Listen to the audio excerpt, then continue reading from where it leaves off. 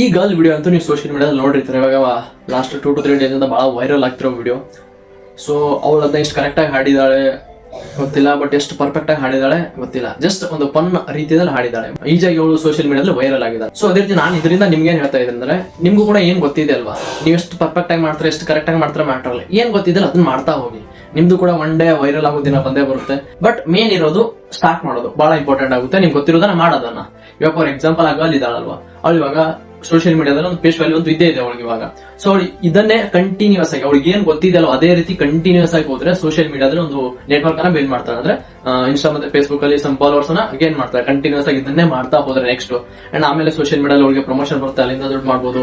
And ಅವಳು ಅವ್ರದೇ ಆದಂತ ಒಂದು ಯಾವ್ದೋ ಒಂದು ವೆಬ್ಸೈಟ್ ಮಾಡ್ಕೊಂಡು ಪ್ರಾಡಕ್ಟ್ ಅನ್ನ ಸೆಲ್ ಮಾಡ್ಕೋಬಹುದು. ಸಾರಿ, ಡ್ರೆಸ್, ಈ ರೀತಿ ಪ್ರಾಡಕ್ಟ್ ಅನ್ನ ಈಜಿಯಾಗಿ ಸೆಲ್ ಮಾಡ್ಕೋಬಹುದು. ಯಾಕಂದ್ರೆ ಆಲ್ರೆಡಿ ಅವ್ರಿಗೆ ಫೇಸ್ ವ್ಯಾಲ್ಯೂ ಇದೆ ಮಾರ್ಕೆಟ್ ಅಲ್ಲಿ. ಸೊ ನೆಟ್ವರ್ಕ್ ಅನ್ನ ಬಿಲ್ಡ್ ಮಾಡಿರ್ತಾಳೆ, ಈಜಿಯಾಗಿ ಅವಳು ಬಿಸ್ನೆಸ್ ಅನ್ನ ಮಾಡ್ಕೋಬಹುದು, ಈಜಿಯಾಗಿ ದುಡ್ಡನ್ನ ಮಾಡ್ಕೋಬಹುದು. ಇದೇ ರೀತಿ ಬೇರೆ ಬೇರೆ ಫೀಲ್ಡ್ ಈಜಿಯಾಗಿ ಹೋಗ್ಬೋದು ಅವಳು. ಕರೆಕ್ಟ್ ಅಲ್ವಾ? ಸೊ ಇದರಿಂದ ನಾನ್ ನಿಮ್ಗೆ ಹೇಳೋದು ಇಷ್ಟ, ನಿಮ್ಗೆ ಏನ್ ಗೊತ್ತಿದೆ ಅಲ್ವಾ, ಎಷ್ಟು ಪರ್ಫೆಕ್ಟ್ ಆಗಿದ್ರೆ ಎಷ್ಟು ಕರೆಕ್ಟ್ ಆಗಿ ಮಾಡ್ತಾರೆ ಮ್ಯಾಟರ್ ಅಲ್ಲ, ಬಟ್ ಕಂಟಿನ್ಯೂಸ್ ಆಗಿ ಮಾಡೋದು ಬಹಳ ಮ್ಯಾಟರ್ ಆಗುತ್ತೆ. ಸೊ ನೀವು ಕೂಡ ಒನ್ ಡೇ ವೈರಲ್ ಆಗ್ತೀರಾ, ನೀವು ಕೂಡ ನೀವು ಅನ್ಕೊಂಡ ರೀತಿ ಮಾಡ್ಕೋಬಹುದು. ಸೊ ಎಲ್ಲರಿಗೂ ಕೂಡ ಮೇನ್ ಮೋಟಿವ್ ಇರೋದು, ಪ್ರತಿಯೊಬ್ಬ ಹುಟ್ಟಿದಾನಂದ್ರೆ ಮನುಷ್ಯನಿಗೆ ಇರೋದು ಮನಿ ಮಾಡ್ಬೇಕಂತಾರೆ. ಕರೆಕ್ಟಾ? ಸೊ ನಿಮ್ಗೆ ಏನ್ ಗೊತ್ತಿದೆ ಅದನ್ನ ಮಾಡ್ತಾ ಮಾಡ್ತಾ ಹೋದ್ರೆ ನೀವು ಅನ್ಕೊಂಡಿರೋ ಗೋಲ್ಗೆ ರೀಚ್ ಆಗ್ಬೋದು.